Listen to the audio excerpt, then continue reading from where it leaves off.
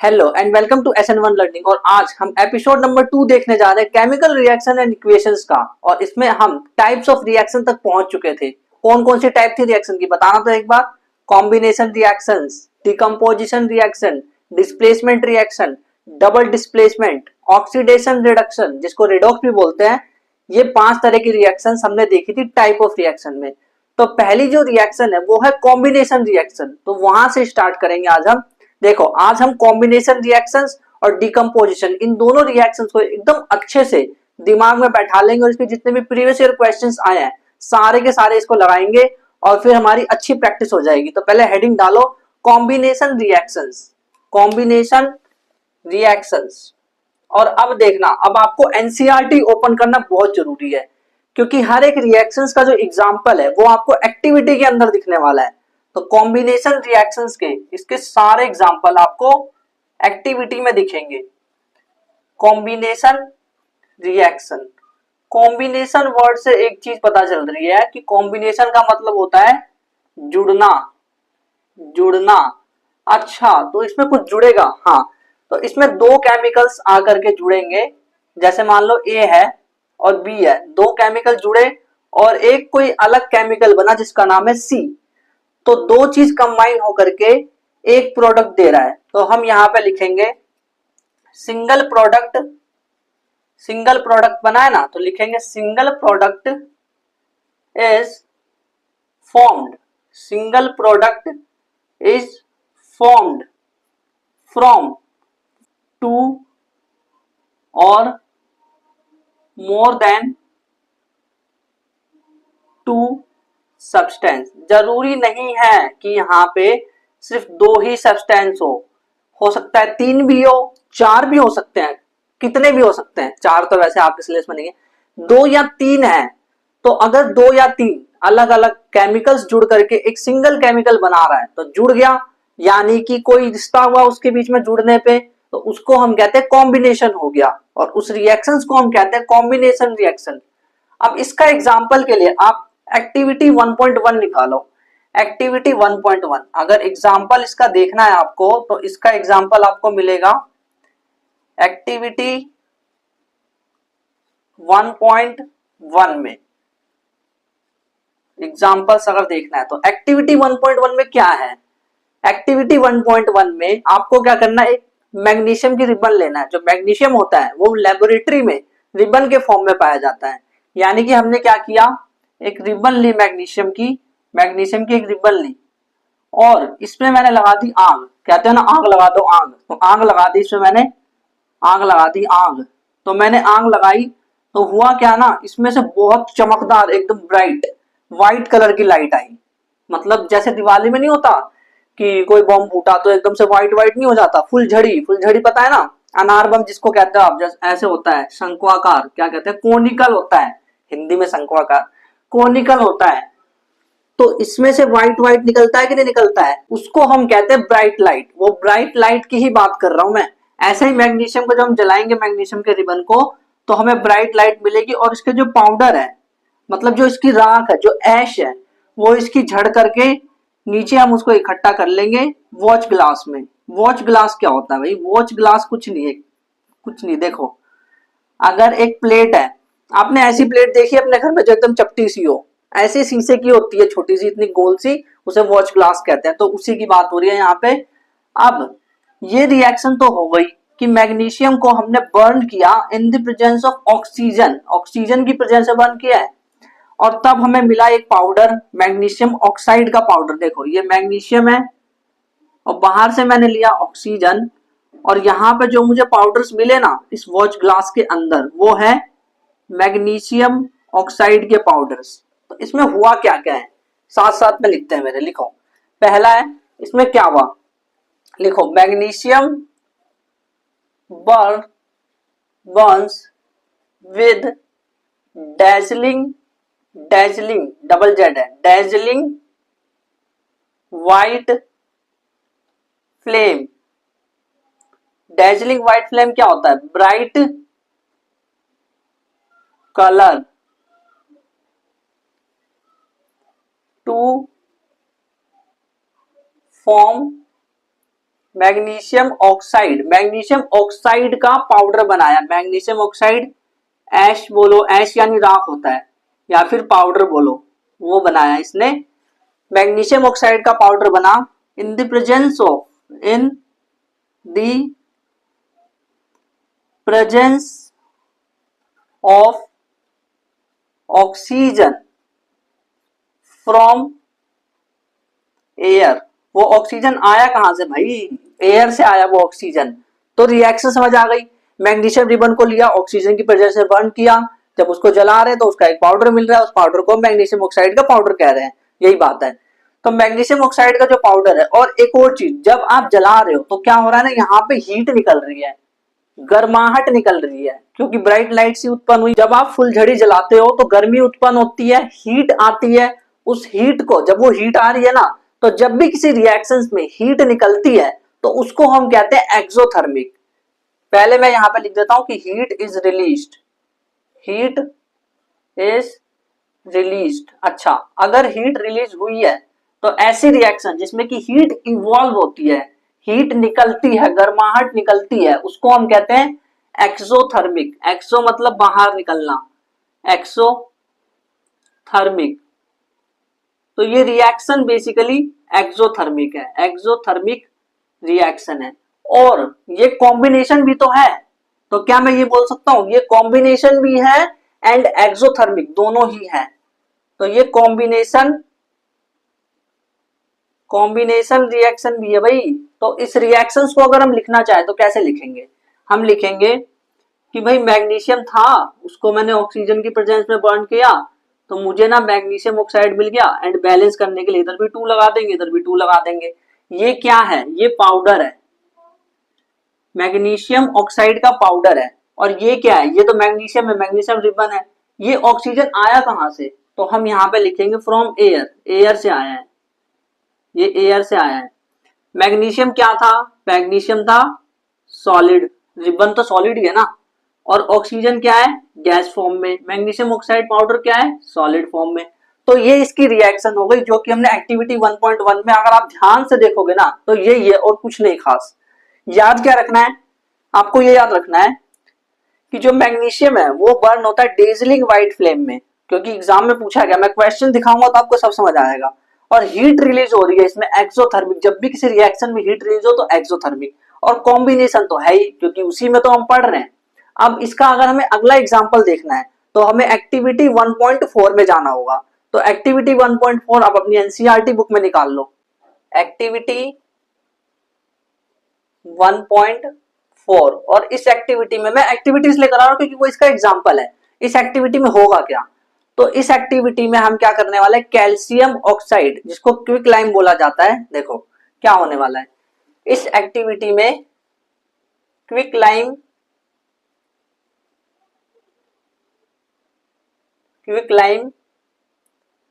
In presence of water gives slagged lime. ये slagged lime क्या है, क्विक लाइम क्या है, अभी सब बताऊंगा, ध्यान से सुनना, बस लिखते जाओ अभी। ये रिएक्शन कॉम्बिनेशन है, क्योंकि कॉम्बिनेशन में पढ़ रहे हैं इसको हम।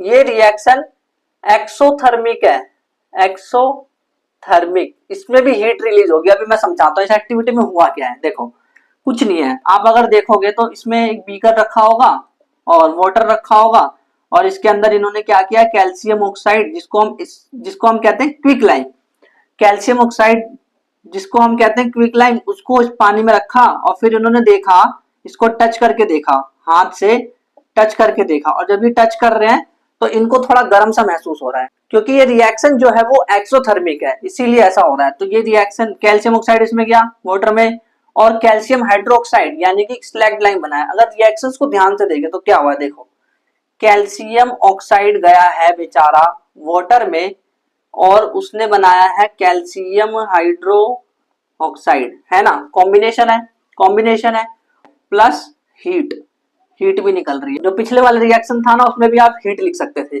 तो इसकी रिएक्शन ये हो गई, दो जो रिएक्टेंट है उससे एक प्रोडक्ट बना सिंगल, तो इसको हम कॉम्बिनेशन कहते हैं। हीट रिलीज हो रही है तो एक्सोथर्मिक है। ये जो कैल्शियम ऑक्साइड है ये सॉलिड है, वाटर जो है वो लिक्विड है, कैल्शियम हाइड्रोक्साइड जो है वो एक्वस है। एक्वस, अब ये एक्वस क्या होता है? एक्वस का मतलब ये होता है ना कि पानी में सॉल्यूशन। जब कोई सॉल्यूशन पानी में होता है तो हम उसे कहते हैं एक्वस सॉल्यूशन। एक ही मतलब एक्वस, बाकी एस मतलब सॉलिड है, लिक्विड, जी मतलब गैस होता है। तो ये रिएक्शन इस तरह से प्रोसीड होती है। ये रिएक्शन एक्सोथर्मिक नहीं है, बस ये हाईली एक्सोथर्मिक है। मतलब बहुत ज्यादा गर्म हो जाता है यहाँ पे, जब ये टच करता है ना हाथ से तो देखता है कि बहुत ज्यादा गर्म हो गया है। तो इसीलिए हम क्या करते हैं ना, इस रिएक्शंस को धीरे धीरे करते हैं। यानी कि हम यहाँ पे लिखेंगे कि reactions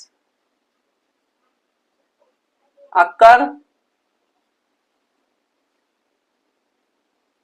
slowly because it is highly exothermic. भाई बहुत ज्यादा एक्सोथर्मिक है, बहुत ज्यादा हीट निकल रही है, बहुत ज्यादा गर्माहट है, इसीलिए इस रिएक्शन को धीरे धीरे वाटर को ऐड करना पड़ता है। मतलब कैल्शियम ऑक्साइड आपके पास रखा है ना, तो थोड़ा थोड़ा करके वाटर में डाल, ऐसा नहीं कि पूरा लेके आए एक तसला और पटक दिया उसमें, ऐसे नहीं करना। थोड़ा थोड़ा डालते जाना है। अगर पूरा ज्यादा डाल देंगे तो फिर बहुत ज्यादा हीट निकल जाएगी, हो सकता है जो ये बीकर है ना ये फट भी जाए। तो लैब में ऐसा हो जाता, तो इसीलिए थोड़ा थोड़ा कैल्शियम ऑक्साइड आपको डालना है। तो यहाँ पे हीट निकली, तो ये एक्टिविटी 1.4 में ये चीजें हो रही है। और इसमें जो कैल्शियम ऑक्साइड है इसको हम कहते हैं क्विक लाइम, क्विक लाइम कहते हैं इसको हम कहते हैं स्लैग्ड लाइम। और ये जो स्लैग्ड लाइम है ना, इसका यूज होता है व्हाइट वॉशिंग में। व्हाइट वॉशिंग समझते हो, मतलब जो सफेदी करते हैं दीवार की उसमें, तो हम लिखेंगे व्हाइट वॉशिंग, व्हाइट वॉशिंग। और व्हाइट वॉशिंग में कौन सी रिएक्शन होती है वो समझना बहुत जरूरी है। तो उसमें होता क्या है, जो कैल्शियम हाइड्रोक्साइड है, कैल्शियम हाइड्रोक्साइड वो CO2 कार्बन डाइऑक्साइड से रिएक्ट करता है। मतलब कोई दीवार है, मान लो ये दीवार है, इस दीवार में मैंने कैल्शियम हाइड्रोक्साइड डाल दिया इस दीवार पे। और अब क्या होगा ना, जो एयर है, एयर, ये एयर से आएगा, फ्रॉम एयर, एयर से जो कार्बन डाइऑक्साइड आएंगे फ्रॉम एयर, वो क्या करेंगे, इस दीवार को एकदम शाइनी कर देंगे। शाइनी यानी चमकदार, एकदम चमकने लग जाएगी दीवार। व्हाइट वॉशिंग में चमकने लग जाती थी, तो वो चमकने लग जाएगी। क्यों? क्योंकि वो अब बन जाएगा कैल्शियम कार्बोनेट, और जो वाटर था ना, वाटर वो उड़ जाएगा। कहते हैं दीवार को सूखने दे, दीवार को सूखने दे, क्यों उसका टच हो रहा है बार बार। तो वाटर जब जाएगा वहां से तभी तो दीवार सूखेगी। और कैल्शियम कार्बोनेट तो शाइनी पैदा कर रहा है, यानी कि जो शाइनी चमक है वो पैदा कर रहा है। बिल्कुल, ये जो कैल्शियम कार्बोनेट है ना, इसको मार्बल भी कहा जाता है। और इसी से बनता है चौक। अब तो मार्कर का जमाना हो गया, पर चौक जो पहले था इसी से बनता था। और जो संगमरमर है जिससे कि ताजमहल बना हुआ है, वो भी कैल्शियम कार्बोनेट का ही बना हुआ है। तो ये जो रिएक्शन है व्हाइट वॉशिंग की हो गई, इस रिएक्शंस को आपको ध्यान में रखना है। एक्टिविटी 1.1 और 1.4 वो कॉम्बिनेशन रिएक्शन से रिलेटेड थी। अब हम एक काम करते हैं कि जो कॉम्बिनेशन रिएक्शंस है ना, उसके अदर एग्जांपल्स भी देख लेते हैं, हो सकता है एग्जाम में आ जाए। तो अदर एग्जांपल्स अगर हम देखें कॉम्बिनेशन रिएक्शन के, other examples, other examples of the combination reaction. What is the other example? तो other example है, पहला example है burning, जला दो, जला दो, सब जला दो, burning of coal, यानी कि कोयले का जलना। तो कोयला मतलब कार्बन, एंड कार्बन का जलना ऑक्सीजन की प्रेजेंस में देता है हमें कार्बन डाइऑक्साइड। तो ये जो रिएक्शन है बर्निंग ऑफ कोल, ये है कॉम्बिनेशन का एग्जांपल। दूसरा है वो फॉर्मेशन ऑफ, फॉर्मेशन ऑफ भाथर, फॉर्मेशन ऑफ भाथर।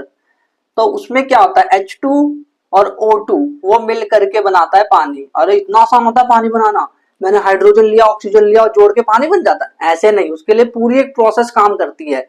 तो ये जो रिएक्शन है ये कॉम्बिनेशन है, बैलेंस करना है। तो इधर 2 लिखो, इधर भी 2 लिखो, बैलेंस हो गई। तो फॉर्मेशन ऑफ वाटर और बर्निंग ऑफ कोल ये अदर एग्जांपल है, ये तो पहले से बैलेंस है। कार्बन सॉलिड के फॉर्म में होता है, ऑक्सीजन गैस के फॉर्म में होता है, CO2 गैस के फॉर्म में उड़ जाती है, H2 जो है गैस होता है, O2 भी गैस होता है, और ये बन जाता है लिक्विड। तो ये जो एग्जांपल्स है ये कॉम्बिनेशन के अदर एग्जांपल है। ऐसे ही हमने जब एक्सोथर्मिक भी देखे हैं तो क्या ना उसके एग्जांपल भी देख ले। जो एक्सोथर्मिक रिएक्शंस होती है उसके भी एग्जांपल देख लेते हैं, एक्सोथर्मिक के अदर एग्जांपल्स देख लेते हैं क्या क्या है, एग्जाम में पूछे गए हैं ये भी। तो पहला एग्जांपल है एक्सोथर्मिक के अदर एग्जांपल। देखो जो रेस्पिरेशन होता है ना, रेस्पिरेशन, वो जो एग्जाम्पल है वो एक्सोथर्मिक का ही है। रेस्पिरेशन कैसे, अब मैं बताता हूँ कैसे। वो देखो, रेस्पिरेशन क्या होता है, आप बोलोगे रेस्पिरेशन मतलब सांस लेना। जो आप सांस लेते हो ना, ऐसे मतलब ऐसे करके सांस ली, तो वो एक्चुअल में ब्रीदिंग है, वो रेस्पिरेशन नहीं है। Respiration is a biological process, जबकि जो ब्रीदिंग है वो फिजिकल प्रोसेस है। इसको हम और डिटेल में देखने वाले लाइफ प्रोसेस वाले चैप्टर में आगे साइंस में। तो रेस्पिरेशन होता क्या है, इसमें हम क्या करते हैं, जो ग्लूकोज होता है C6H12O6, वो ऑक्सीजन के साथ जुड़ के, ये ऑक्सीजन कहां से आया, फ्रॉम टिश्यू। टिश्यू टिश्यू तो पढ़ा है ना भाई, टिश्यू से आया, और इसने बनाया कार्बन डाइऑक्साइड प्लस में वाटर, और इसने दिया एनर्जी। और एनर्जी रिलीज, देखो एक्सोथर्मिक का मतलब ये होता है कि हीट, हीट मतलब गर्माहट, गर्माहट यानी एनर्जी।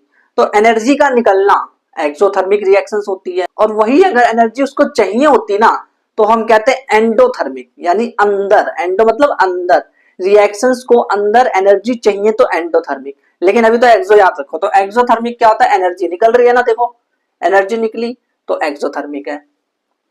दूसरा जो एग्जांपल है वो है बर्निंग ऑफ नेचुरल, नेचुरल नहीं होता, नेचुरल होता है, बर्निंग ऑफ नेचुरल गैस। तो नेचुरल गैस का बर्निंग, नेचुरल गैस का फॉर्मूला क्या होता है, CH4 प्लस, बर्न करना है तो ऑक्सीजन लाओ, फिर उसके बाद क्या देगा, ये देगा CO2 प्लस में वाटर, और यहां पे निकलेगी थोड़ी सी एनर्जी, एनर्जी निकली, तो एनर्जी निकली इसलिए एक्सोथर्मिक। तीसरा जो एग्जांपल है वो है वेजिटेबल, जो वेजिटेबल होते हैं ना उसका डीकम्पोजिशन, डीकम्पोजिशन, जो वेजिटेबल्स के जो छिलके वगैरह होते हैं उसको रख देते हो ना कि उसको कंपोस्ट हो जाए, डीकम्पोजिशन टू कंपोस्ट इट। इसको कंपोस्ट करने के लिए, कंपोस्ट बनाते हो ना, खाद वगैरह के लिए यूज करते हो उसको, तो उसको हम कहते हैं डीकम्पोजिशन हो गया। तो उसमें भी हीट निकलती है, गर्माहट पैदा होती है, उसको हम कहते हैं एक्सोथर्मिक। तो ये एग्जांपल्स भी आपको अच्छे से याद रखने हैं, बहुत इंपॉर्टेंट है सारे के सारे एग्जांपल्स। अदर एग्जांपल में होगा ये कॉम्बिनेशंस के दो एग्जांपल याद रखने हैं, और एक्सोथर्मिक में other example respiration, burning of natural gas, और वेजिटेबल का जो कंपोस्ट होना है वो यहाँ पे आता है। तो ये सारे के सारे आपको एक बार फिर से ध्यान से देख लेने खुद लिख करके। और अब हम करते हैं कॉम्बिनेशन रिएक्शन, जितनी भी हमने पढ़ी है उसके बेस पे क्वेश्चंस आ रखे हैं, प्रीवियस ईयर क्वेश्चन, तो वो करेंगे अब हम। तो हेडिंग डालो प्रीवियस ईयर क्वेश्चन, या फिर क्वेश्चंस भी लिख सकते हो डायरेक्ट, क्योंकि मैं तो प्रीवियस ईयर वाले कराता हूँ, कोई एरे गहरे क्वेश्चन नहीं कराता फालतू के। कि लोग क्या करते हैं, अपने दिमाग से बना कर ले आते क्वेश्चन, ये करो, ये भाई वो पेपर में आना नहीं है, पेपर में तो ये आया है जो आया हुआ है। तो पहला जो क्वेश्चन है वो है प्रीवियस ईयर क्वेश्चंस की। अगर हम बात करें तो आपने हेडिंग डाली क्वेश्चंस, पहला क्वेश्चन है, कह रहे हैं, देखो आपको सारे क्वेश्चन, सारा पूरा नोट्स ही आपको हैंड रिटन मिल जाएगा टेलीग्राम पे, आपको पहले से ही पता है। While burning magnesium ribbon in air, while, कब का क्वेश्चन है भाई ये, 2025, अभी अभी फ्रेश, अभी अभी पैदा हुआ है क्वेश्चन।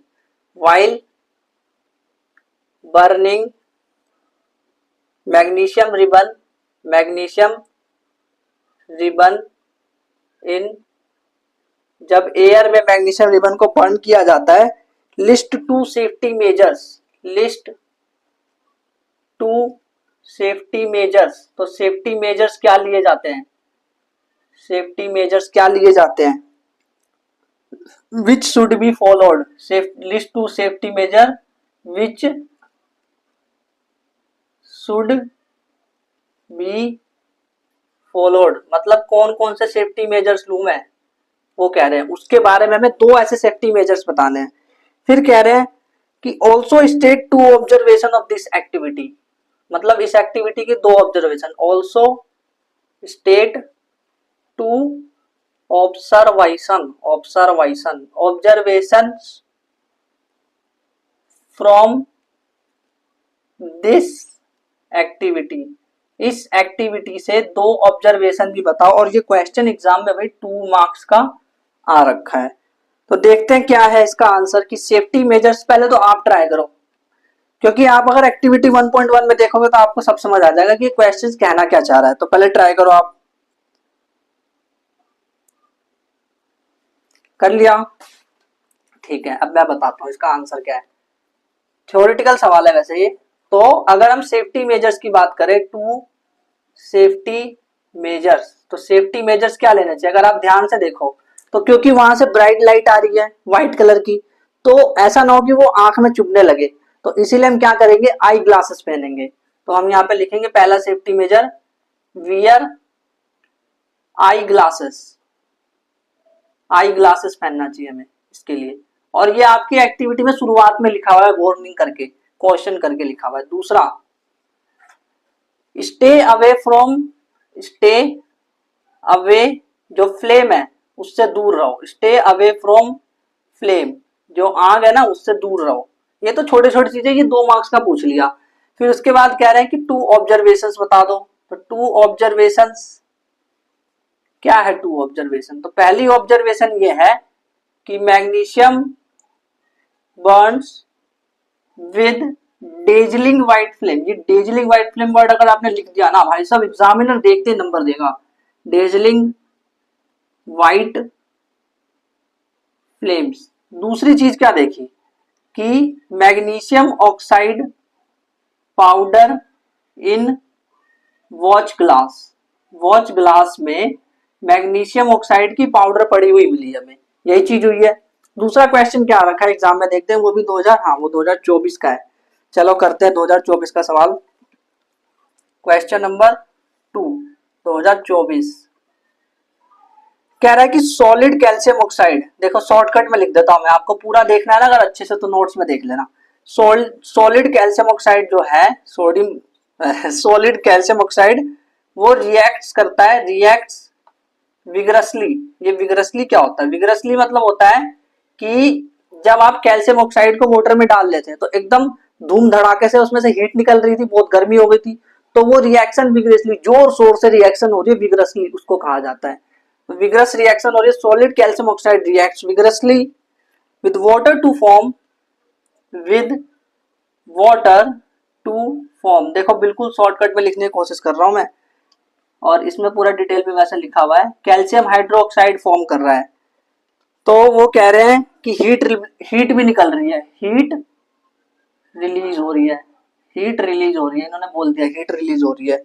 तो अब ये कह रहे हैं कि ये जो रिएक्शन है, ऑप्शंस दे रखे हैं इन्होंने, option A B C D करके ऑप्शन दे रखे हैं। तो ए में कह रहे हैं कि ये एंडोथर्मिक है, और जो पीएच है, पीएच जो जो ये बन रहा है ना कैल्शियम हाइड्रोक्साइड बाद में, इसका पीएच, अब पीएच में बताऊंगा, डरो मत, पीएच देख के डरने लग गए।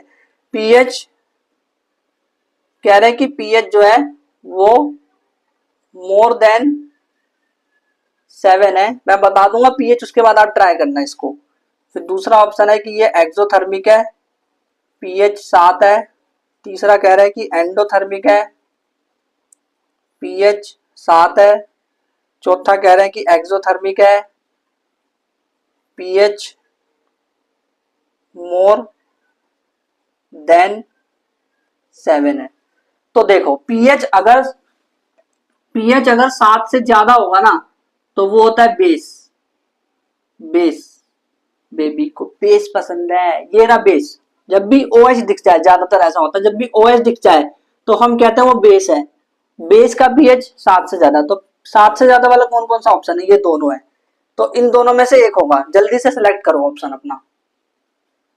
ठीक है, कर लिया? तो ये वाला है, एक्सोथर्मिक है। एक्सोथर्मिक और पीएच मोर देन 7, भाई खुद ही बोल दिया हीट रिलीज हो रही है। अच्छा एक बात बताओ, अगर ये ना बोलते कि हीट रिलीज हो रही है तो आपको पता नहीं था क्या? तब भी पता ही था। ये रिएक्शन देखते हमारे दिमाग में आ जाना चाहिए कि calcium oxide reacts with water to form calcium hydroxide and this reaction is exothermic. बस इतनी सी बात हो पता होनी चाहिए। अब अगला क्वेश्चन क्या है? क्वेश्चन नंबर 3, 2023 का क्वेश्चन है, असर्शन रीजन टाइप का क्वेश्चन है, लिखना जरा मेरे साथ साथ। असर्शन रीजन सवाल ना बहुत बच्चों से होते नहीं, पता नहीं क्यों, जबकि कुछ होता नहीं इसमें खास। तो क्वेश्चन नंबर 3 लिखो जल्दी, क्वेश्चन नंबर 3, क्वेश्चन नंबर 3 लिखो असर्शन में। Question number 3 assertion, reaction of quicklime. Question number 3 जो कि है 2023 का, कह रहा है असर्शन, कह रहा है कि reaction of quicklime, reaction of quicklime with water is exothermic. क्या सही बात है? बताओ सही बात है कि reaction of quicklime with water is exothermic, सही है ना? ये तो एक्सोथर्मिक ही होती है। Reason, quicklime react vigorously, quicklime reacts vigorously, quicklime vigorously react कर रहा है, ये भी बात सही है, विग्रसली रिएक्ट कर रहा है with water, with water, water के साथ रिएक्ट कर रहा है, रिलीजिंग और रिलीज कर रहा है, वो किसको रिलीज कर रहा है? Large amount of heat, large amount of heat release कर रहा है। बात सही है क्या? क्या दोनों सही है? असर्शन रीजन दोनों सही है? क्या रीजन भी सही है? एक्सप्लेनेशन सही है कि नहीं बोलो? पहली बात तो दोनों सही है और रीजन भी एक्सप्लेनेशन सही है, एकदम एकदम एकदम सही एक्सप्लेन कर रहा है। मतलब कैसे? देखो, कह रहा है कि reaction of quicklime with water exothermic. क्यों एक्सोथर्मिक? क्योंकि विग्रसली रिएक्ट करता है, लार्ज अमाउंट ऑफ हीट देता है, इसीलिए। तो आप ना किसी भी असर्शन को ऐसे पढ़ा करो। देखो, असर्शन पढ़ने के बाद reaction of quicklime with water is exothermic because, जब इस पे आते हो ना रीजन पे, तो बिकॉज अपने वर्ड में पहले लगा दिया करो अपने हिसाब से। Because quicklime react vigorously with water releasing large amount of heat, तो एकदम फिट बैठ रहा है कि नहीं? तो यानी ये आंसर सही है कि असर्शन भी सही है, रीजन भी सही है और करेक्ट एक्सप्लेनेशन भी है। अगला सवाल देखते हैं, जो है क्वेश्चन नंबर 4, 2024 में आ रखा है। क्वेश्चन नंबर 4, 2024, और ये कह रहे हैं name the type of chemical reaction in which, name the type of chemical reaction. देखो, अगर मैं आंसर बताऊं या ना बताऊं, उससे पहले आप ना खुद ट्राई कर लिया करो एक बार, क्योंकि भाई मैं तो फ्लो में चल रहा हूं एकदम। तो name the type of chemical reaction in which calcium oxide, in जिसमें कि calcium oxide, in which calcium oxide reacts with water. कौन सा टाइप की होती है बताओ? हाँ सही बोला एकदम भाई, सुनाई देता है मेरे को, ऐसा नहीं कि मैं नहीं सुन पाता। Justify your answer by giving balanced chemical equation. Answer को जस्टिफाई करो, जस्टिफाई योर आंसर, जस्टिफाई करो अपने आंसर को। कैसे जस्टिफाई करोगे? बैलेंस केमिकल इक्वेशन लिख करके जस्टिफाई करना है। And this question is exam in 2 marks, 2 mark का रखा है। तो कैसे करेंगे इसको? Name the type of chemical reaction, तो हम बोलेंगे आंसर में, बोलेंगे टाइप ऑफ रिएक्शन पूछ रहे हो, calcium oxide reaction with water, तो भाई कॉम्बिनेशन है ले। और एक और चीज मुझे पता है, तेरे को नहीं पता होगी वैसे, क्या है वो, कि ये तो एक्सोथर्मिक भी है, तो दोनों लिख के आ जाना, कॉम्बिनेशन और एक्सोथर्मिक, क्योंकि हमें थोड़ा ना पता है कि एग्जामिनर जो है अपने माइंड में क्या सोच रहा है। तो दोनों कॉम्बिनेशन एक्सोथर्मिक हम दोनों लिख के आएंगे। यानी इसके बाद कह रहे हैं कि बैलेंस्ड केमिकल इक्वेशन, तो calcium oxide plus water is gives calcium hydroxide, इसको बैलेंस करना है बस। तो ऑलरेडी बैलेंस है, लो तुम कह रहे हो बैलेंस करूं, भाई मैं क्यों करूं, ये तो पहले से बैलेंस है, ऑलरेडी बैलेंस्ड, यही है बैलेंस्ड केमिकल इक्वेशन। बस ये जो प्रीवियस ईयर क्वेश्चन थे, इसके कॉम्बिनेशन रिएक्शंस के आए हुए थे। 2-3 एपिसोड जब आगे बढ़ जाएंगे हम, तो एक एपिसोड आएगा जिसमें की होगा टाइप ऑफ रिएक्शंस के बेस पे क्वेश्चन, तो वहां पे आपको और भी क्वेश्चन मिलेंगे। जब हम सारे टाइप्स के पढ़ लेंगे ना, तब और मजा आएगा उस तरह के क्वेश्चन करने में। तो अभी तो हम चलते हैं दूसरी वाली रिएक्शन पे, दूसरे टाइप पे, जिसका नाम है decomposition reaction. Decomposition, decomposition, decomposition, decomposition reactions. Decomposition मतलब क्या होता है? इसका मतलब होता है टूटना। क्या होता है? टूटा, टूटना, टूटना। कॉम्बिनेशन है जुड़ना, जुड़ना का उल्टा टूटना। कहीं ऐसा तो नहीं कि रिवर्स है कॉम्बिनेशन की? हाँ, तो ये रिवर्स है, इसे लिखेंगे हम reverse of combination. Combination, combination का रिवर्स है, यानी सिंगल केमिकल या reactant, single chemical breaks into 2 और मोर, 2 और मोर क्या, 2 और मोर देन 2 प्रोडक्ट्स प्रोडक्ट्स। और अब ये टूटने के लिए एनर्जी कौन दे रहा है इसको? मतलब एक बात बताओ, अगर किसी बंदे को तोड़ना है, किसी को हड्डी तोड़नी है, वैसे ये करना नहीं चाहिए, मान लो किसी की हड्डी तोड़नी है, तो उसके लिए एनर्जी आती कहां से है? तो इसको भी एनर्जी देनी पड़ेगी कि नहीं? तो वहां तो एनर्जी निकल रही थी कॉम्बिनेशन में, क्योंकि चीजें जुड़ रही थी। यहाँ पे टूट रहा है तो एनर्जी चाहिए भाई। जब एनर्जी दोगे तभी तो, मतलब उसको एनर्जी से मारोगे तभी तो वो टूटेगा। तो हमें एनर्जी चाहिए होती है इसके लिए, और एनर्जी तीन अलग अलग फॉर्म्स में हमें मिल सकती है। इसीलिए इस रिएक्शंस को हमने तीन तरीके से बांटा है। तो इस रिएक्शंस के तीन टाइप्स हैं। तीन टाइप्स कौन कौन से? तीन टाइप्स, तो एक तो मेरे पास ये ऑप्शन है कि मैं गर्माहट दे दूं। गर्माहट मतलब समझते हो? हीट। हीट दे दी मैंने फटाक से कि ले भाई हो जा गर्म, तो उसको मैं बोलूंगा थर्मल।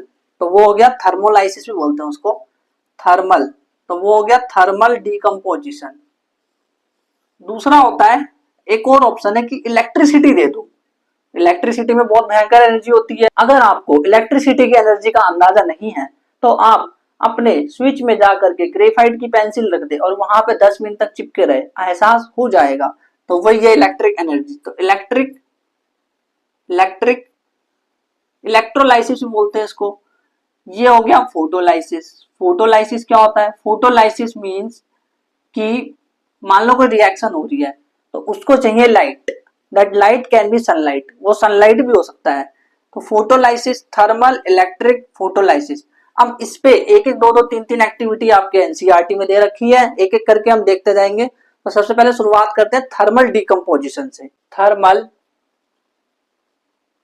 डीकम्पोजिशन जो हम सबसे नंबर 1 पे देख रहे हैं वो है थर्मल डीकम्पोजिशन। यानी कि डीकम्पोजिशन होगा बट एनर्जी किस फॉर्म में चाहिए? थर्मली, हीट के फॉर्म में चाहिए।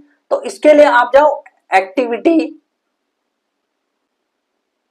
1.5 में। उसमें आप जाओगे तो आपको पता चलेगा कि जो फेरस सल्फेट है, फेरस सल्फेट, फेरस सल्फेट का क्रिस्टल है, वो उसको हम हीट देते हैं। देखो ट्राइंगल को मैं हीट से दिखाता हूँ। जो हीट है वो ट्राइंगल के फॉर्म, मतलब जो वैसे इसको दर्शाने का सिंबल होता है कि ट्राइंगल के फॉर्म में वो हीट है, मतलब यानी कि मैंने इसको हीट दी तो मुझे मिलेगा Fe2O3 और मिलेगा मुझे SO2 एंड SO3, यानी कि सल्फर डाइऑक्साइड और सल्फर ट्राइऑक्साइड, एसडी और एसटी। सल्फर डाई, डाई मतलब दो, डाई मतलब दो, डाई नहीं बोल रहा, ट्राई मतलब तीन। तो सल्फर डाई और सल्फर ट्राई दोनों ऑक्साइड मिलेंगे और ये दोनों भाई गैस है, गैस की फॉर्म में है। और ये जो Fe2O3 है ये सॉलिड है और ये भी सॉलिड ही था। तो अब इसको बैलेंस करना है। तो देखो ये बैलेंस हो चुकी है। अब देखो 2 Fe 2 Fe, 2 सल्फर 2 सल्फर, 2 चौक 8, 2 और 3 और 3 6, 8 ऑक्सीजन होगा, यानी बैलेंस हो गई। तो ये रिएक्शन इस तरह से होती है। यहाँ पे क्या होता है, देखो आपकी एनसीईआरटी में एक मिस्टेक है यहाँ पे। क्या? अब जो मिस्टेक है उसी हिसाब से चलना पड़ेगा। क्या आपकी एनसीईआरटी कह रही है कि फेरस सल्फेट जो है ना, ये इसको ये कह रहे हैं ग्रीन है ये, बट एक्चुअल में डर्टी व्हाइट होता है। फेरस सल्फेट जो है वो क्रिस्टल के फॉर्म में पाया जाता है। फेरस सल्फेट ऐसे पाया जाता है, देखो FeSO4 डॉट 7 पानी, 7 पानी के फॉर्म में, 7 वाटर, इस फॉर्म में पाया जाता है। फिर इसको हम हीट करते हैं तब ये जा करके देता है हमें FeSO4, ऐसे होता है। और ये होता है ग्रीन और ये होता है डर्टी व्हाइट, जबकि आपकी एनसीईआरटी में इसी को इन्होंने ग्रीन बोल दिया है। एंड ये कन्वर्ट हो रहा है ब्राउन में, रेडिश ब्राउन भी बोल सकते हैं इसको। तो ये रिएक्शन हो रही है। एक्चुअल में 2 स्टेप में, तो देखो पीछे की कहानी मैंने आपको बताई है, लेकिन आप तो एनसीईआरटी के हिसाब से चलोगे तो वो ज्यादा अच्छा रहेगा क्योंकि नंबर चाहिए हमें तो एग्जाम में। तो FeSO4 जो है Fe2O3, SO2 और SO3 दे रहा है, ये दोनों गैस बन के ऊपर उड़ जाएगा। अब इसमें हमें क्या क्या चीजें पता चल रही है? पहली चीज कि जो कलर का चेंज हो रहा है, कलर चेंज हो रहा है वो कैसे हो रहा है? ध्यान से देखना कलर कैसे कैसे चेंज हो रहा है। पहले ये ग्रीन था, first of all this was green, then it became dirty white, dirty white बन गया। उसके बाद ये क्या हो गया? ये हो गया reddish brown, reddish brown, reddish brown समझते हो, ब्राउन कलर का थोड़ा थोड़ा रेड सा दिखता हो, मतलब उसे कहते हैं रेडिश ब्राउन, ये कलर चेंज हो गया। अच्छा, और अगर मैं ये पूछूं कि जो सल्फर के ऑक्साइड्स हैं, ऑक्साइड्स ऑफ सल्फर, जो ऑक्साइड्स ऑफ सल्फर है उनकी स्मेल कैसी है बताओगे मुझे? तो आप बोलोगे उसकी स्मेल जब मैंने देखी तो पता है इसकी स्मेल कैसी होती है, जैसे माचिस जलता है ना, माचिस जलते समय कौन कौन सी स्मेल आती है, एकदम वैसी आती है। तो मैच स्टिक, मैच स्टिक जैसी।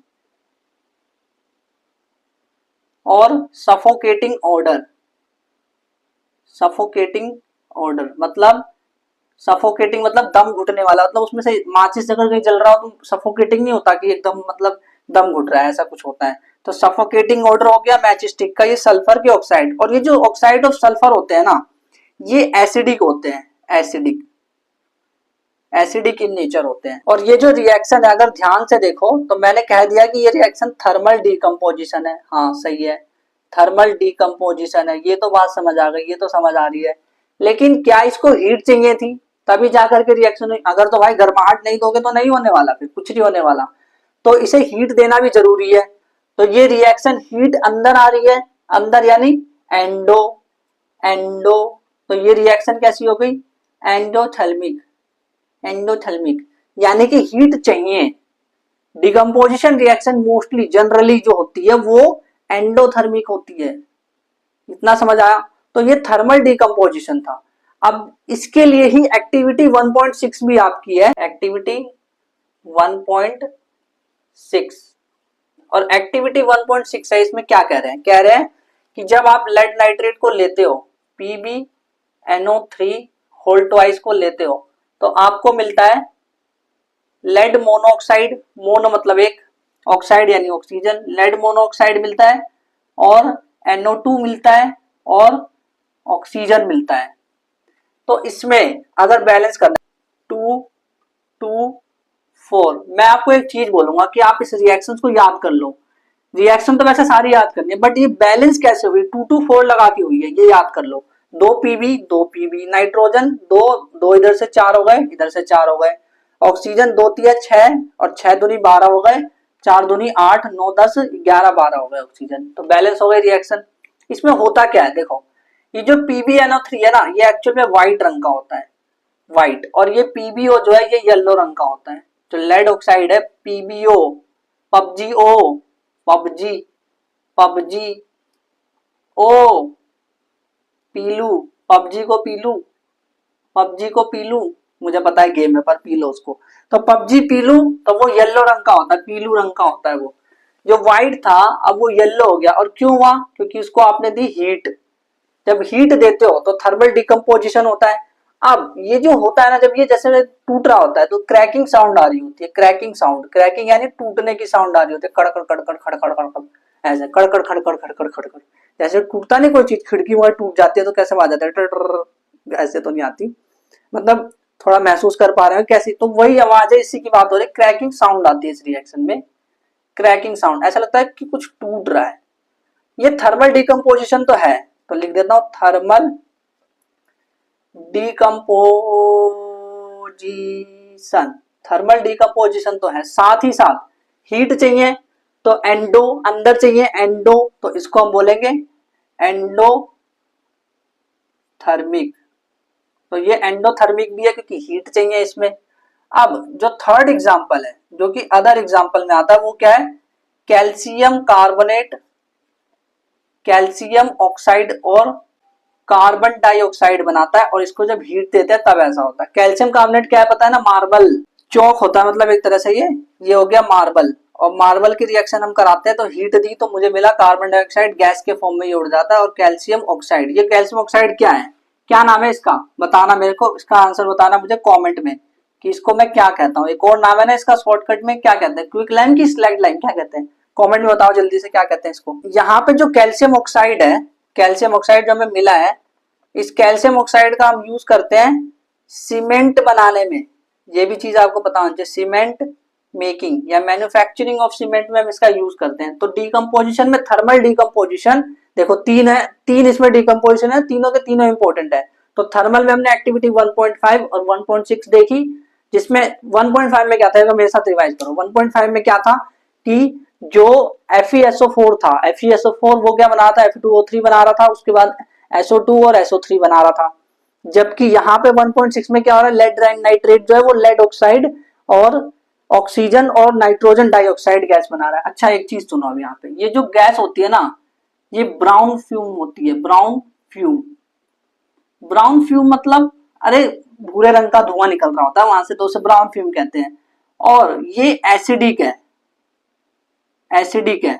और ये जो होता है ना, ये इरिटेटिंग गैस है, इरिटेटिंग मतलब बहुत ज्यादा इरिटेट करते हैं। कुछ दोस्त नहीं होते हमारे जो इरिटेट करता रहता है, मैं क्यों परेशान कर रहा है। तो ये जो गैस है ना, ये भी इरिटेटिंग है। ऑक्सीजन तो बेचारी कुछ नहीं होता, प्यारी सी है, बट ये इरिटेटिंग गैस है, ब्राउन फ्यूम्स होती है, एसिडिक होती है, बहुत ज्यादा इरिटेट करती है, एसिडिक नेचर की होती है। ये अगले चैप्टर में हमारे और भी काम आएगा ये चीजें। अगला जो हम देखने वाले थर्मल डिकम्पोजिशन तो हो गया, अब हम देखेंगे इलेक्ट्रोलाइटिक, कि इलेक्ट्रिसिटी की हेल्प से हम डिकम्पोजिशन कर सकते हैं तो कौन सी रिएक्शन है। तो उसके लिए एक्टिविटी 1.6 आपको एनसीईआरटी में देखनी है, जिसमें कि ना थोड़ा बीकर टाइप का बना, अभी मैं बनाता हूँ उस क्वेश्चन को करता हूँ। मतलब इलेक्ट्रिकल डिकम्पोजिशन हम देखने जा रहे हैं, एक्टिविटी 1.7 उसको देखते हैं। एक्टिविटी 1. इलेक्ट्रिकल, थर्मल तो खत्म भाई, थर्मल खत्म हो गया। पबजी पीलू से याद रखना कि पीबीओ जो है वो येलो रंग का होता है।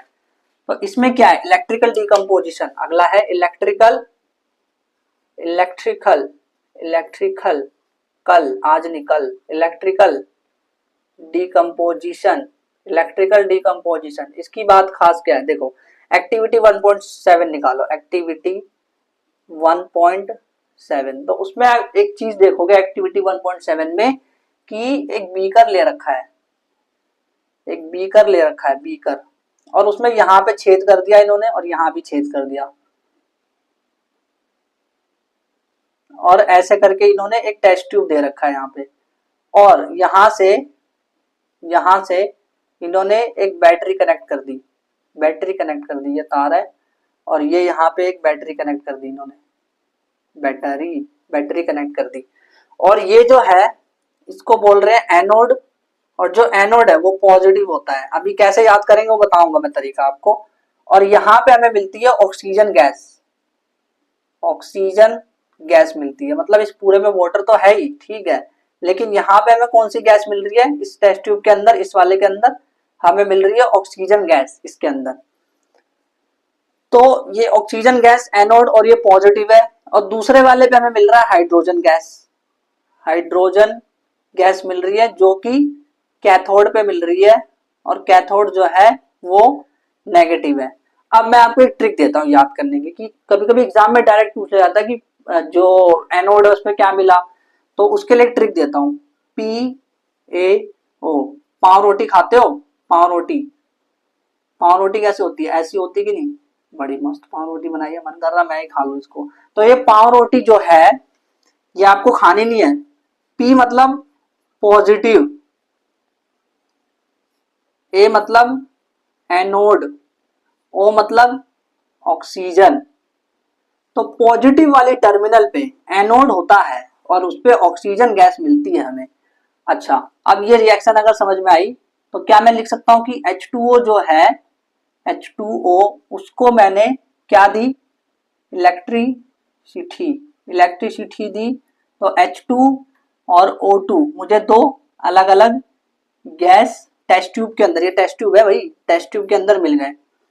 और ये H2O है तो अगर बैलेंस करें तो 2 बैलेंस हो गई। अच्छा H2O को जब मैंने डिकम्पोज करा इलेक्ट्रिसिटी की प्रेजेंस में, तो H2 जो है वो मुझे 2 मिल रहा है, जबकि ऑक्सीजन 1 मिल रहा है। यहाँ पे मैं 1 लिख सकता हूँ ना, तो ये 1 मिला और ये 2 मिला, तो 2:1 में मिल रहा है। यानी कि अगर वॉल्यूम का रेशियो अगर हम देखें तो 2:1 में मिल रहा है हमें। वॉल्यूम रेशियो क्या है यहाँ पे, वॉल्यूम रेशियो क्या है भाई, 2:1।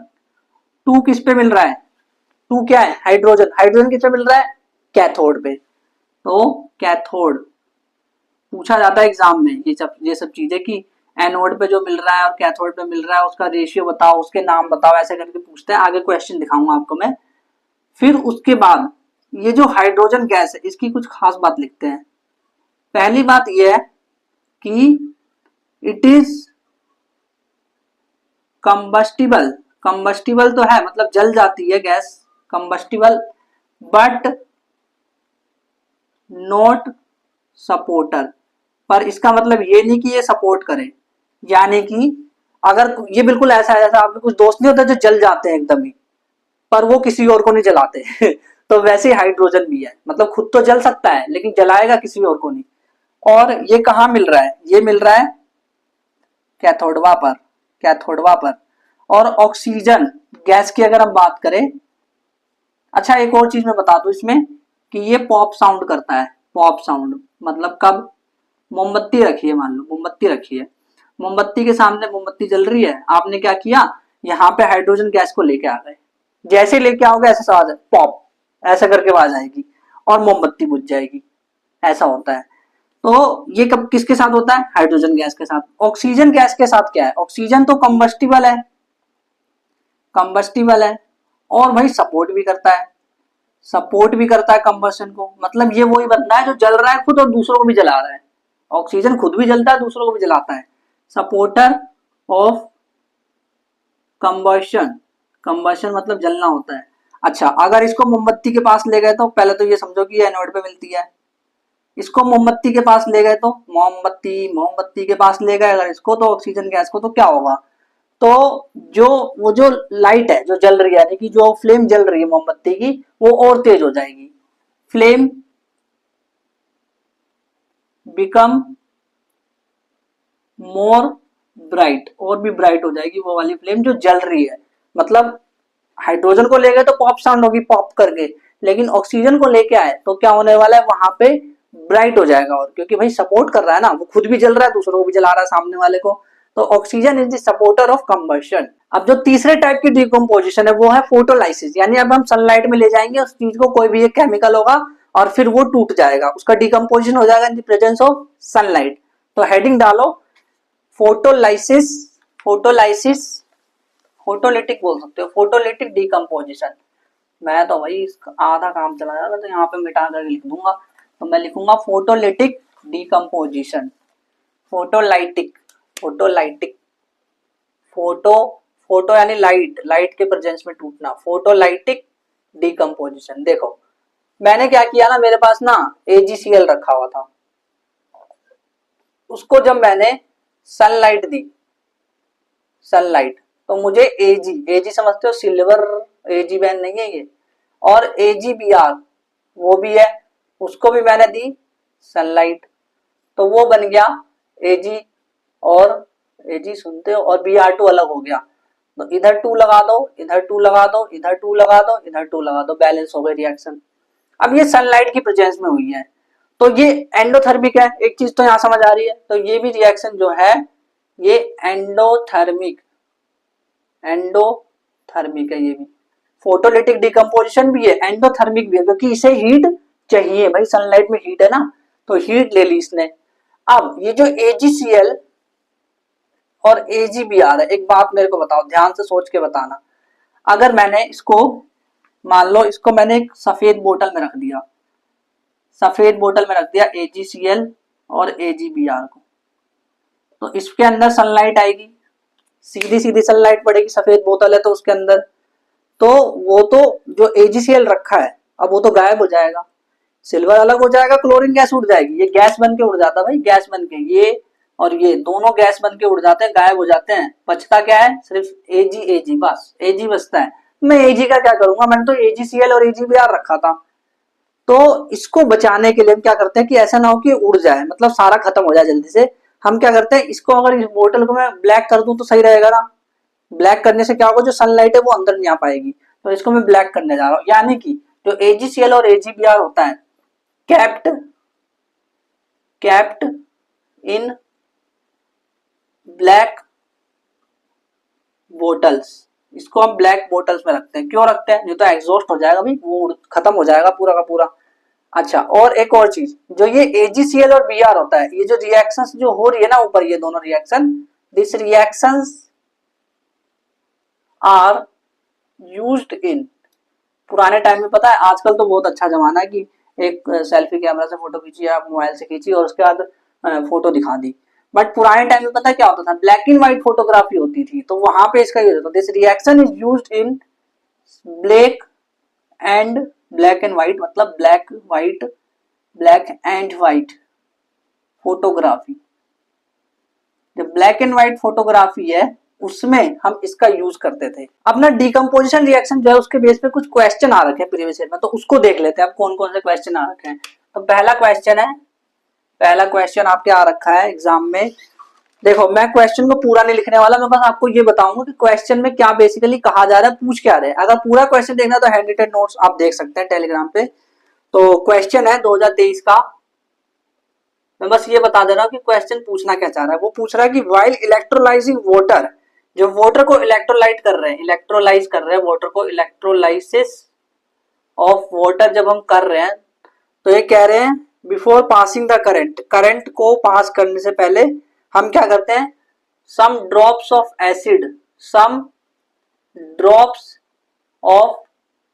Acid are added. यानी देखो पानी रखा हुआ था बीकर में, मस्त बीकर है, पानी रखा है बीकर में, तो ये कह रहे हैं कि रिएक्शन शुरू करने से पहले हमने इसके अंदर एसिड क्यों डाला।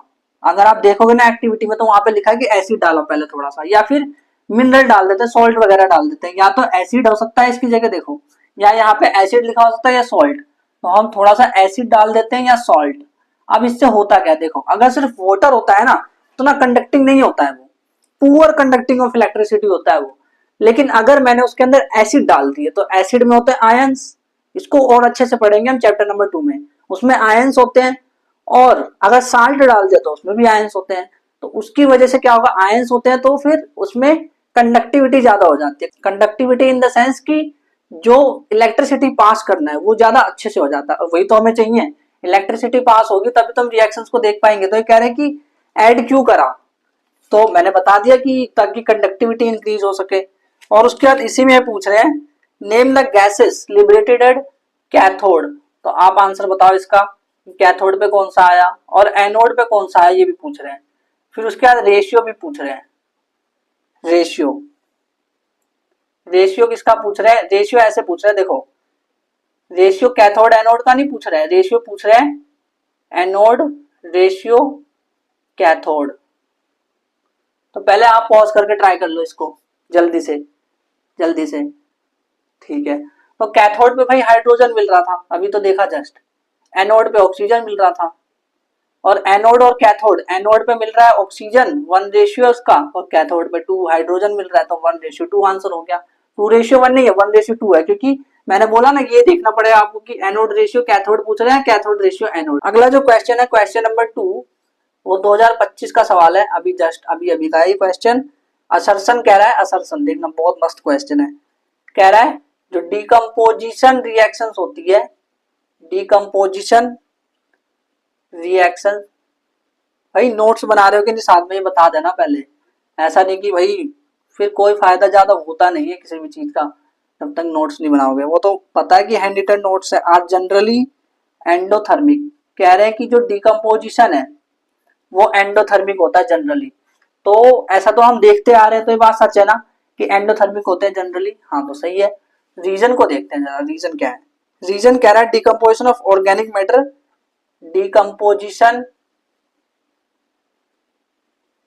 ऑफ ऑर्गेनिक, जो ऑर्गेनिक मैटर जो हम अभी देखे थे ना, ऑर्गेनिक का, ऑर्गेनिक मैटर यानी कि अरे जो सलाद वगैरह नहीं होते जो यहाँ पे छिलके, उसका जो डिकम्पोजिशन ऑफ ऑर्गेनिक मैटर होता है, कह रहे हैं कि वो एक्सोथर्मिक होता है, एक्सोथर्मिक होता है। सही बात है कि नहीं, हीट निकलती है, हाँ ये हमने कॉम्बिनेशन के टाइप पे पढ़ा था कि एक्सोथर्मिक है ये, तो ये भी सही है ये भी सही है। बट अब एक काम करो, आप इस स्टेटमेंट को पढ़ो और बिकॉज करके पढ़ो। Decomposition reaction are generally endothermic because decomposition of organic matter is exothermic. ये बिकॉज कुछ अजीब सा नहीं लग रहा कि ये इसका रीजन थोड़ा ना डायरेक्ट, नहीं तो हम बोलेंगे असर्शन रीजन सही है, बट रीजन जो है वो not correct explanation, correct explanation नहीं है भाई उसका वो। अब उसके बाद क्वेश्चन नंबर 3 देखो, क्वेश्चन नंबर 3 में बोला है 2025 का सवाल है ये भी। अच्छा डिकम्पोजिशन से 2 बार क्वेश्चन है। Name the compound use in black and white photography, बताओ मेरे को क्या किसका यूज किया जाता है ब्लैक एंड व्हाइट फोटोग्राफी में, किसका यूज किया जाता है ब्लैक एंड व्हाइट फोटोग्राफी में, AgCl और AgBr है ना।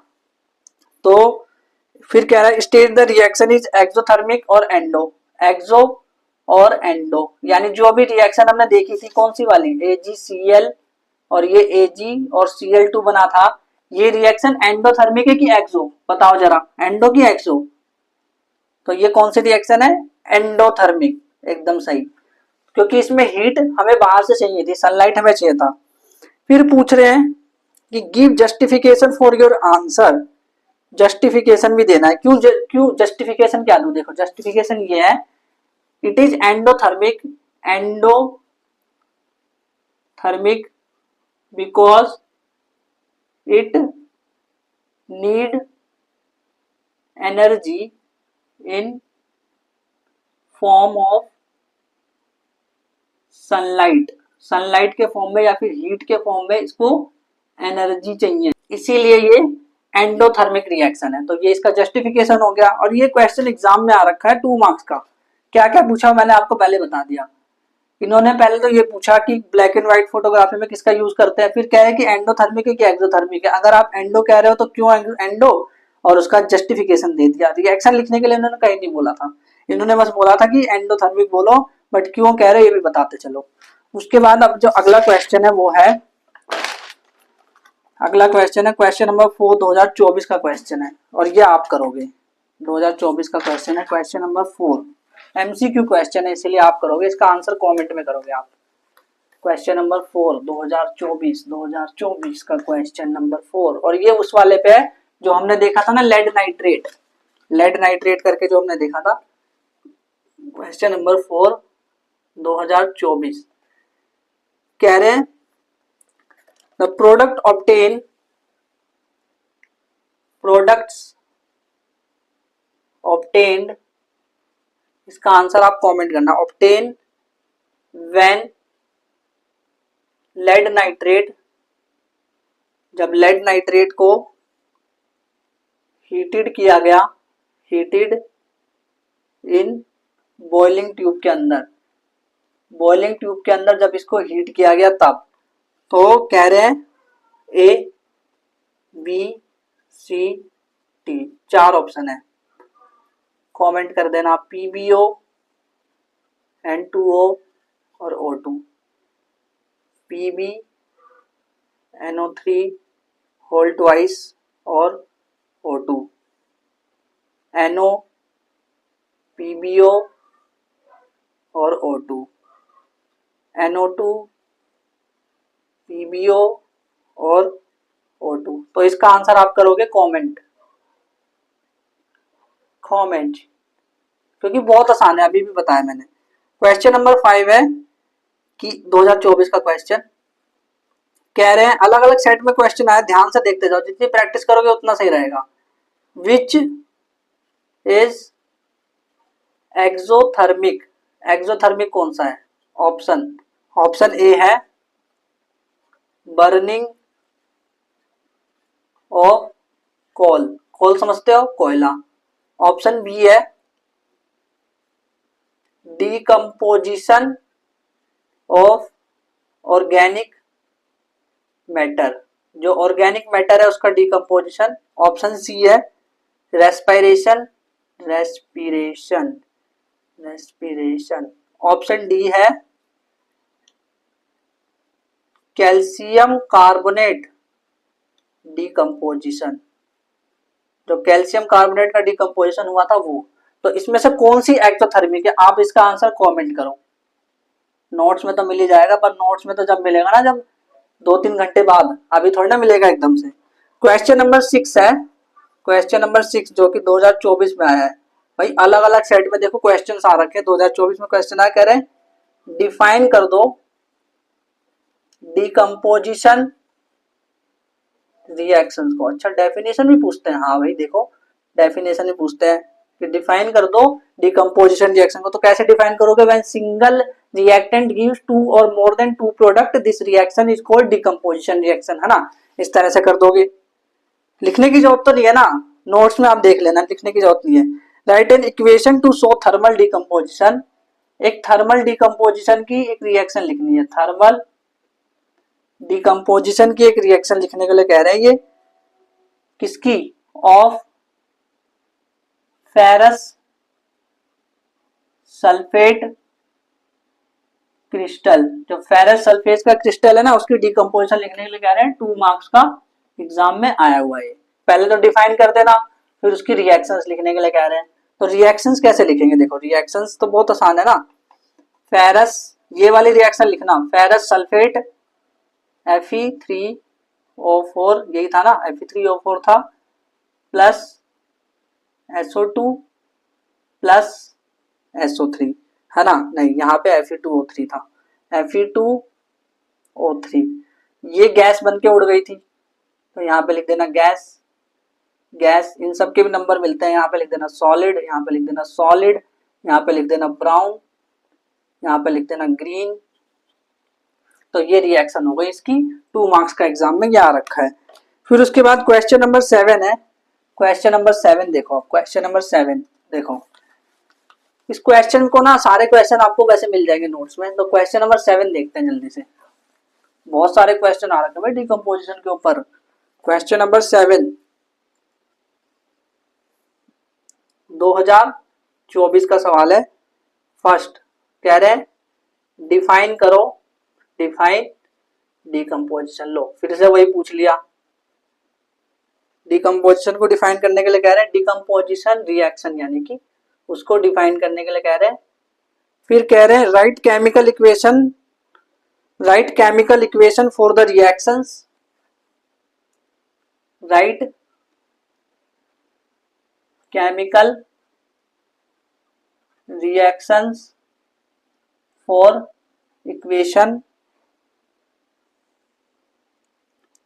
जो कि होता है दैट अकर व्हेन, जब लेड नाइट्रेट जो होता है ना, लेड नाइट्रेट, लेड नाइट्रेट को हम हीट करते हैं, हीटेड, स्ट्रांगली हीट करते हैं उसको, जब हम लेड नाइट्रेट को स्ट्रांगली हीट करते हैं इन बॉइलिंग ट्यूब, तो इसकी रिएक्शंस लिखने के लिए कह रहे हैं, इसकी रिएक्शन लिखने के लिए कह रहे हैं।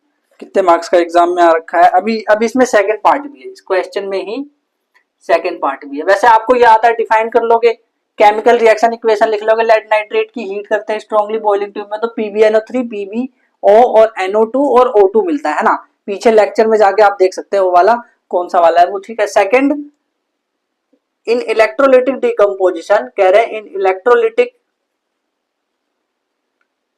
इलेक्ट्रोलिटिक डिकम्पोजिशन की बात कर रहे हैं, और उसमें ये कह रहे हैं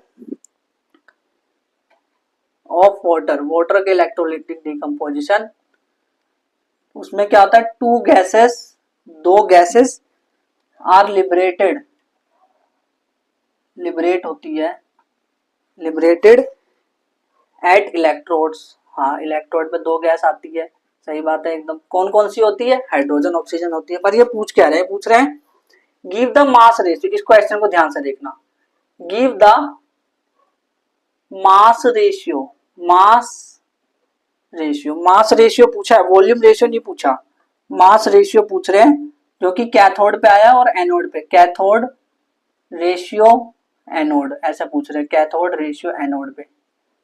अब ध्यान से देखना इस सवाल को, ध्यान से देखना, देखो H2O होता है ना, और H2 और प्लस O2 मिलता है, तो बैलेंस कर देते हैं इसको, बैलेंस कर दिया। अब देखो ये कितना है, 4 ग्राम है, ये हाइड्रोजन एक होता है उसका मोलिकुलर मास, पर यहाँ पे तो 4 है टोटल, तो 4 ग्राम हो गया।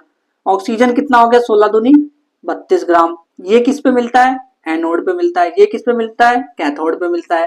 पूछा क्या है, कैथोड और एनोड का रेशियो पूछा है। कैथोड पे क्या है 4, एनोड पे क्या है 32, तो डिवाइड करो 1 रेशियो 4 8 32, तो 1 रेशियो 8 आ गया, है ना। मास रेशियो पूछा है, देखो अगर वॉल्यूम रेशियो पूछते तो हम यही से कह देते 2 रेशियो 1, 1 है ना यहाँ पे, 2 रेशियो 1 कह देते, बट अगर मास रेशियो पूछा है तो 1 रेशियो 8 होगा। तो क्वेश्चन को ध्यान से देखना भाई, ये टोटल क्वेश्चन मिला करके आपके एग्जाम में आ रखा है 3 मार्क्स का। इस क्वेश्चन को आप कर लोगे, मुझे पूरा यकीन है, क्योंकि पीछे भाई हमने कर रखा है, बस मैं ये दिखाना चाहता हूँ कि कहाँ कहाँ से क्वेश्चन आ रखा है। इसके बाद क्वेश्चन नंबर 8 जो है, क्वेश्चन नंबर 8 2023 का है। क्वेश्चन में कह रहे हैं कि द इमिशन, जो इमिशन है, जो इमिशन ऑफ ब्राउन फ्यूम है, इमिशन ऑफ ब्राउन फ्यूम्स। और इन्होंने पता क्या किया है, आप अपनी एनसीईआरटी में देखना, एनसीईआरटी में फिगर 1.5 देखना, एनसीईआरटी में फिगर 1.5 देखोगे ना, वो सेम पिक्चर, वो same photo as it is छप करके ब्लैक एंड व्हाइट हो गई बस, और वो आपके एग्जाम में आ रखी है। ये एग्जाम में आई, फोटो दे दी और कह रहे emission of brown fume is due to और ऑप्शंस दे दिए इन्होंने, ऑप्शंस दे दिए। ऑप्शन क्या दिए, thermal decomposition, thermal decomposition TD, shortcut में लिख रहा हूं अभी, thermal decomposition of lead nitrate, जो लेड नाइट्रेट है उसका थर्मल डिकम्पोजिशन हुआ है, ऐसे कह रहे हैं, लेड नाइट्रेट का थर्मल डिकम्पोजिशन हुआ है किसमें, ब्राउन फ्यूम। ये कह रहे ब्राउन फ्यूम जो है वो नाइट्रोजन डाइऑक्साइड की है, ऐसा कह रहे हैं। ऑप्शन नंबर 1 में कह रहे हैं कि ब्राउन फ्यूम नाइट्रोजन डाइऑक्साइड की है। ऑप्शन बी में कह रहे हैं थर्मल डिकम्पोजिशन है, लेड नाइट्रेट का ही थर्मल डिकम्पोजिशन है, और वो कह रहे हैं, मेरे को आंसर बताना कमेंट में, ठीक है। लेड ऑक्साइड जो फ्यूम है, वो जो फ्यूम निकल रही है वो निकल रही है लेड ऑक्साइड की, लेड ऑक्साइड फ्यूम की बात हो रही है इधर। और ऑप्शन सी में कह रहे हैं कि ऑक्सीडेशन हो रहा है, ये ऑक्सीडेशन हो रहा है। भाई ऑक्सीडेशन थोड़े ना हो रहा है, थर्मल डिकम्पोजिशन हो रहा है ना, तो ऑक्सीडेशन हो रहा है। और सेम ऑप्शन दे रखा है कि नाइट्रोजन डाइऑक्साइड का फ्यूम है। फिर ऑप्शन डी में दे रखा है ऑक्सीडेशन हो रहा है, ऑक्सीडेशन हो रहा है, और ये जो फ्यूम है वो लेड ऑक्साइड का है और ऑक्सीजन का है। तो इसका आंसर कमेंट कर दो फटाफट कि वो ब्राउन फ्यूम किसकी थी, चाचा की या मामा की नहीं, ब्राउन फ्यूम किसकी थी, मतलब नाइट्रोजन ऑक्साइड, नाइट्रोजन। बाकी ये तो आपको पता ही है ना कि थर्मल डिकम्पोजिशन ही है, ये तो है ही नहीं, सीओडी तो है ही, तो इन दोनों में से कौन सा है, कमेंट करके बताओ। अब एक और क्वेश्चन मैं कराना चाहता हूँ, एनसीईआरटी एग्जाम्पलर का क्वेश्चन है, लास्ट क्वेश्चन है इस एपिसोड का, लास्ट क्वेश्चन उसको हम करते हैं। एनसीईआरटी एग्जाम्पलर, भाई एनसीईआरटी एग्जाम्पलर भी तो जरूरी है, उसके भी तो क्वेश्चन बीच बीच में मैं इंपॉर्टेंट क्वेश्चन उठा लूंगा, बाकी आप भी उसको प्रैक्टिस करते रहना बीच बीच में। तो क्वेश्चन नंबर 9 है ना, क्वेश्चन नंबर 9 लास्ट क्वेश्चन अपना, क्वेश्चन नंबर 9 देखो अजीब सा क्वेश्चन लगेगा। क्वेश्चन नंबर 9 एग्जाम्पलर का क्वेश्चन है, एग्जाम्पलर का क्वेश्चन है। कह रहे हैं कि इसको तो आराम से करते हैं, preparation of oxygen gas in laboratory, जो लेबोरेटरी है उसमें प्रिपरेशन ऑफ ऑक्सीजन गैस हो रही है कैसे, 2KClO3, और उसको हीट चाहिए, उसको कैटलिस्ट चाहिए। अब ये कैटलिस्ट क्या होता है, देखो रिएक्शन ना वैसे जब धीरे धीरे हो रही होती है ना, तो हम अलग से एक बाहर से केमिकल दे देते हैं, वो जो केमिकल होता है जो रिएक्शन को फास्ट कर देता है उसको हम कहते हैं कैटलिस्ट। और KClO3 जब ये हीट देते हैं, इसको कैटलिस्ट देते हैं, तो ये कन्वर्ट हो जाता है 2KCl, पहले से बैलेंस दे रहे हैं इक्वेशन, 2KCl सॉलिड, ये भी सॉलिड है, और ऑक्सीजन ये गैस है, और ये 3 ऑक्सीजन है। आप देखना ये कह रहे हैं कि ये जो रिएक्शन है, बताना मेरे को, ये रिएक्शन ऑप्शन दे रखे हैं ABCD करके, ऑप्शन दे रखे हैं। ऑप्शन है कि ये डिकम्पोजिशन है, इसमें हीट नीडेड है, बताना कि कौन सा सही है, हीट नीड है, ये एंडोथर्मिक है, एंडोथर्मिक है, या फिर all of these, all of these. क्या आंसर है इसका, कमेंट कमेंट कमेंट, बहुत इंपॉर्टेंट है भाई, तभी तो होगी एक्टिव लर्निंग एक्टिव लर्निंग करना है तो हमारा गोल है। अब अगर आपको बाकी के लेक्चर देखने हैं तो इस वाली प्लेलिस्ट पे क्लिक करो, आपको वहां पे बाकी के लेक्चर्स मिल जाएंगे, जब रिलीज होंगे तभी मिलेंगे, ऐसे थोड़ी ना मिलने वाले हैं। और जब तक अगर आप आगे देख रहे हो फ्यूचर में, तो आपको तो सारे प्लेलिस्ट में लेक्चर दिख ही रहे होंगे, सारे एपिसोड्स। अब आपको क्या करना है, डीपीपी जरूर लगा लेना याद से, जितनी भी इसकी डीपीपी में क्वेश्चन है उसको ईमानदारी से अच्छे से सॉल्व करना, ठहर करके ध्यान से सॉल्व करना, और जो भी डाउट्स हो ना उसको अलग कॉपी में लिख लेना और संडे के दिन मेरे से पूछ लेना। Thank you very much.